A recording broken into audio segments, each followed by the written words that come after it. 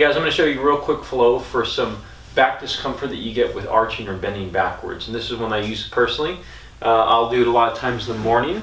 It doesn't work for all types of back pain, so obviously get checked out first. So the first thing I like to do is just go on the wall here, and you just place your feet really firmly against the wall. And the reason for doing this, and you try to stick them through, is because it activates the glutes and it turns the hip flexors off. If you let these things dangle, sometimes the hip flexors will engage really quickly. It'll feel like it's biting right here.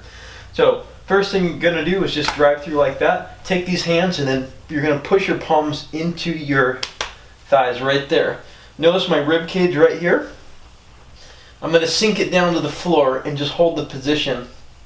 We're going to hold this until this front part of this belly seems like it's kind of giving way and is starting to burn, or it feels like it's doing something.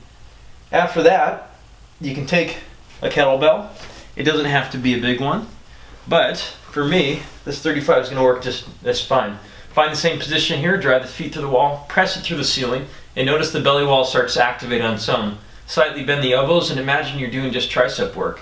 As you start to push this thing back over your head, it's going to try to open you up. But if you keep that thing locked down and keep that belly nice and firm, eventually the belly wall again is going to really start to activate and start to burn in a good way, like an effortful way. And that's actually supportive in a lot of times with people with extension-based discomfort with their back. So we're going to do this until the belly wall again feels like, oh my gosh, I don't want to do anymore. Okay? Eventually you put that thing down, go straight into hands like this. We're going to roll and rock like that. Take this elbow and just prop yourself up and switch the hand to the side. And notice that I'm not changing position as I'm attempting this. Okay? If your legs start to drop, your hip flexors are going to activate. So curl that thing in nice and firm. Hold it there to lock in that tension. You're going to feel like it crosses the belly wall again. Just hold until this feels like, oh my gosh, I don't want to do anymore. Then we're going to go straight to the side. Elbow down. Start here. Go there. We're going to be pressing like you're trying to hold a piece of paper between your knee and your hand, and someone's trying to take it out for you. Again, you're going to go until you feel like you can't do anymore. Then immediately, we're going to roll over. I like to do crappy push-ups, we call it. Just take the hands, grab the floor, and then push yourself away from the floor. Notice that this part of my belt line is still in contact with the floor.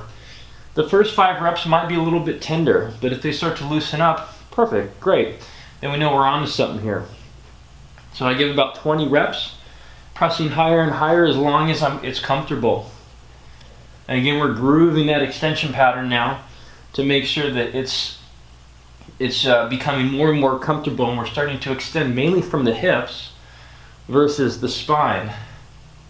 After 20 reps, sink back into this deep frog pose right here and just kind of breathe into the belt line here, nice and firm.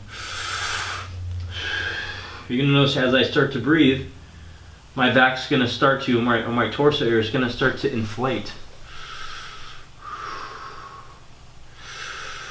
I'm not looking for any of the shoulder movements, because if you're a frog and you're breathing on a tree, you got to make sure you're not moving a lot.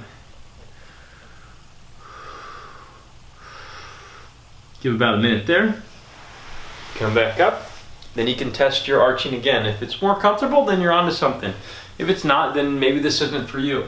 But if you're looking for more information on back-related stuff, I do have some products that you should really get. The first is the book. It's called I Will Beat Back Pain, and it walks you through getting through the mental recovery process, because you have to have a good winning attitude before you actually go into physical recovery. Because even stuff like this, even though it works, people don't stick to it. Okay? There's a standard process that tends to work with people. However, people drop out. So go through that and figure out your mental barrier first to really attain your physical goal. After that, there is a program that I have supplied for you as well. So all that is supplied in the link below. Check it out, and I think you can be very happy.